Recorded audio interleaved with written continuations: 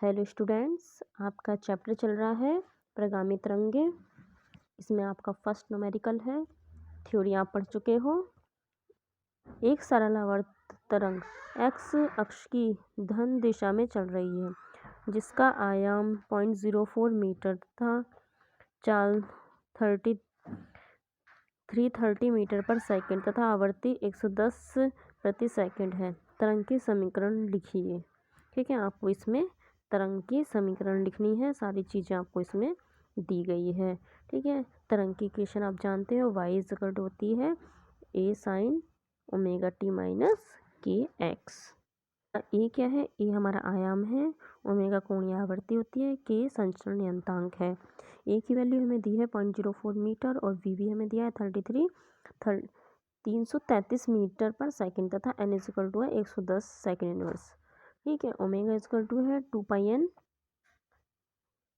ठीक है, इसमें हमें n की वैल्यू दी है, इससे हम ओमेगा की वैल्यू निकाल सकते हैं।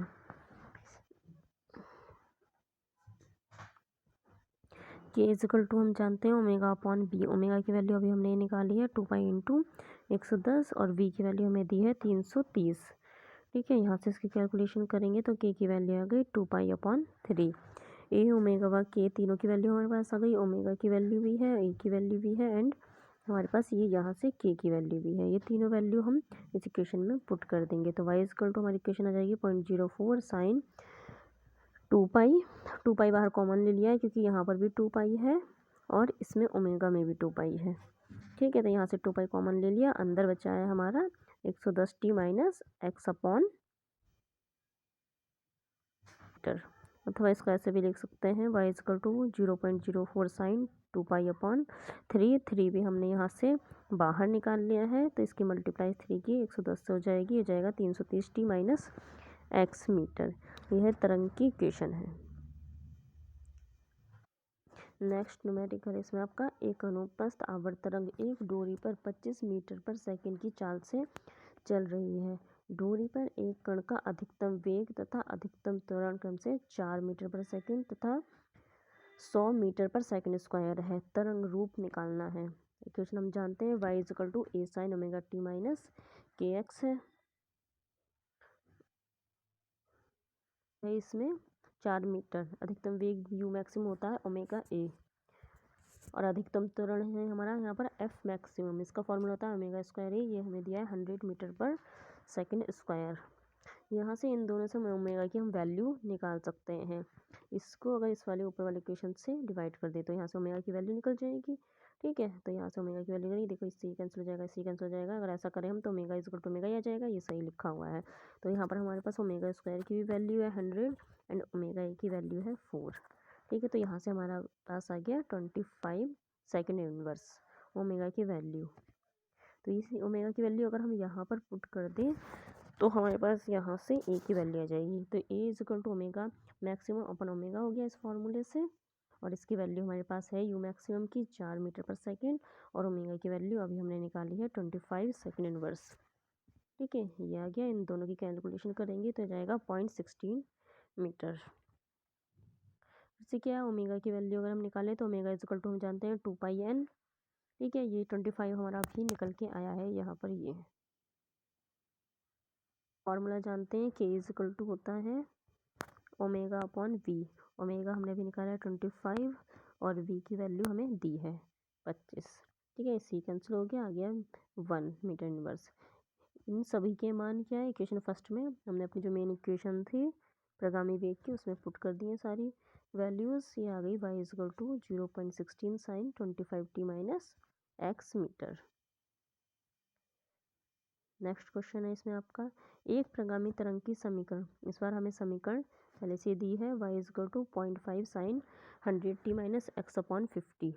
यह y तथा x सेंटीमीटर में तथा t सेकंड में है। तरंग का वेग कितना है, हमें तरंग का वेग यहाँ पर v की वैल्यू निकालनी है। इक्वेशन हमें दी है ये। ठीक है, इसको मेन इक्वेशन से कंपेयर करेंगे। कंपेयर करके हम यहाँ से a की वैल्यू निकाल सकते हैं, ओमेगा की वैल्यू भी निकाल सकते हैं और k की वैल्यू भी निकाल सकते हैं।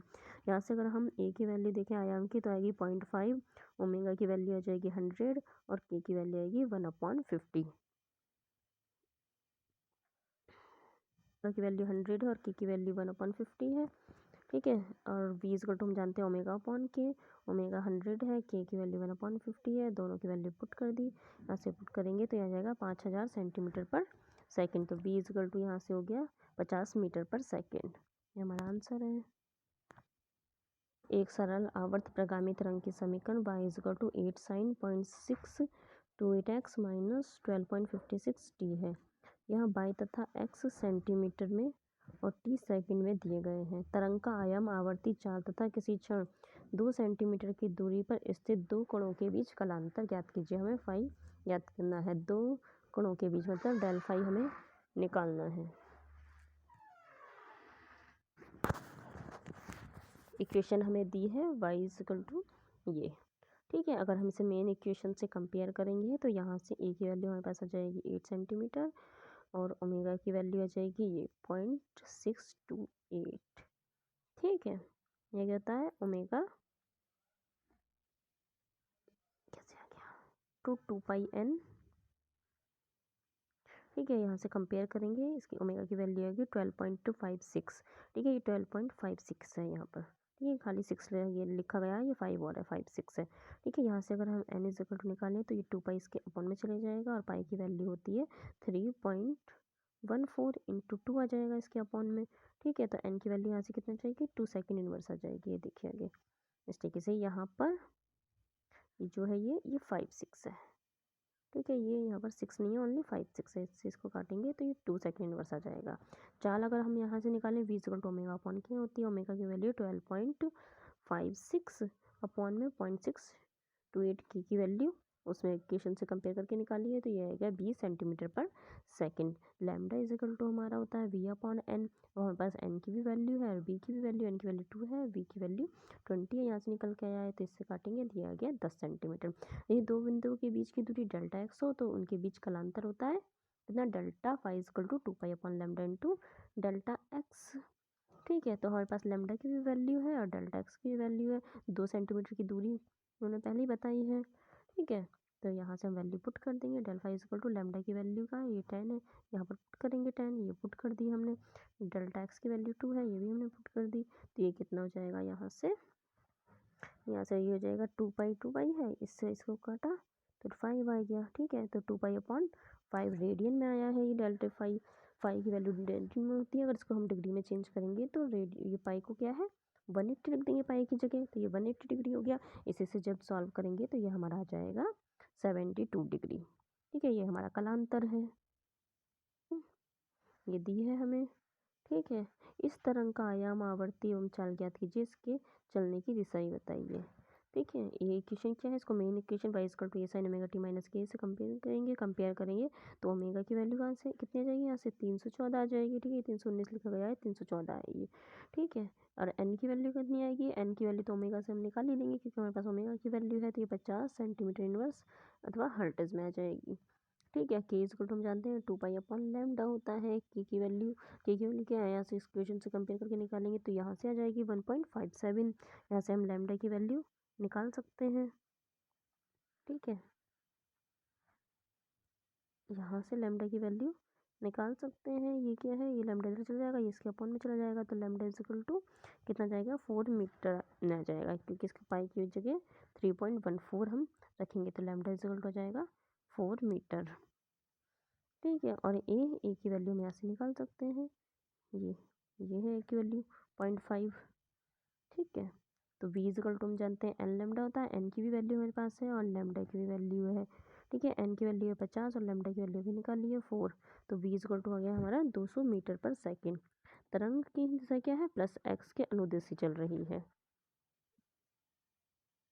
प्रगामी तरंग जिसकी आवर्ती 50 हर्ट्ज है और 360 मीटर पर सेकंड के वेग से चल रही है, उन दो बिंदुओं के बीच की दूरी क्या होगी जिनमें 60 डिग्री का कलांतर हो, ठीक है। v की वैल्यू हमें दी है 360 मीटर पर सेकंड, आवर्ती दी है 500 हर्ट्ज, v इक्वल टू हम जानते हैं एन लैम्डा है, तो लैम्डा इक्वल टू हम निकालें तो आएगा ये v अपॉन एन, ठीक है। v इक्वल टू है 360 और एन की वैल्यू दी है हमें 500, इससे इसको डिवाइड करेंगे तो 0.72 मीटर आएगा, ठीक है।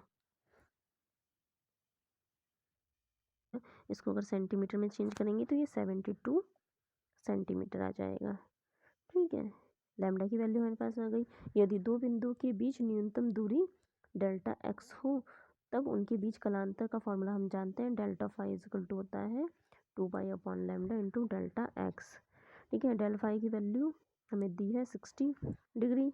इसको रेडियन में चेंज कर लेंगे तो इसको पाई/3 लिख सकते हैं, तो इसकी जगह पाई/3 लिख देंगे। डेल्टा एक्स की वैल्यू निकालेंगे तो ये पूरी टर्म जो है इधर उठा के फेंक देंगे। ठीक है, तो ये इधर की साइड लिखेंगे इसको, और डेल्टा फाई की वैल्यू पाई/3 आ गई। इसकी डेल्टा एक्स इक्वल टू आ गया 72। ठीक है, लैम्डा की वैल्यू हमारे पास 72 है और अपॉन 2 पाई, और डेल्टा फाई की वैल्यू हमारे पास पाई/3 है। इन सबको सॉल्व करेंगे तो ये आ जाएगा 12 सेंटीमीटर। ठीक है, ये आ गई 12 सेंटीमीटर। Okay students.